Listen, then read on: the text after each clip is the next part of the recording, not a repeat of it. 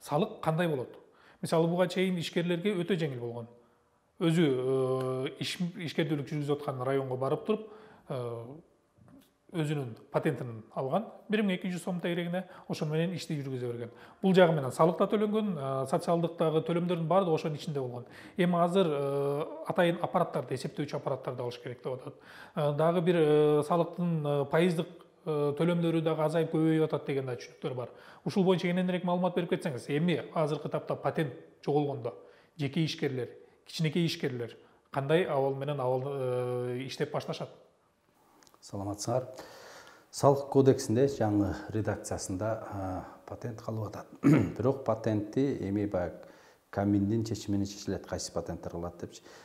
Азыр сиз айтып кеттиңиз, баягы коомдо көп баягы наразычылыктар болуп атат деп атабыз. Баягы бул эми жаңы баягы кассовый аппарат коюлат дегенде көбү мындан коркуп атат да.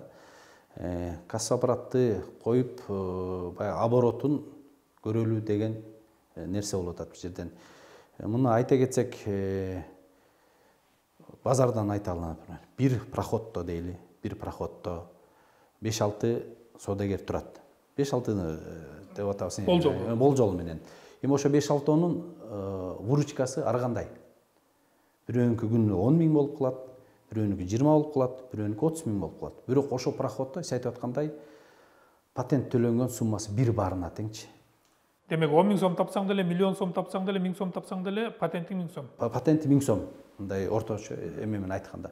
Ошол жерден эми президентибиз айтты, указ чыгарды, 8 миллионго чейин оборотун болсо, такыр эчтеке салык төлөбөгүлө деп атат.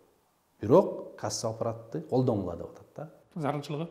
Зарылчылыгы биз ошо 8 миллионду аныкташ үчүн кассовый аппарат керек да.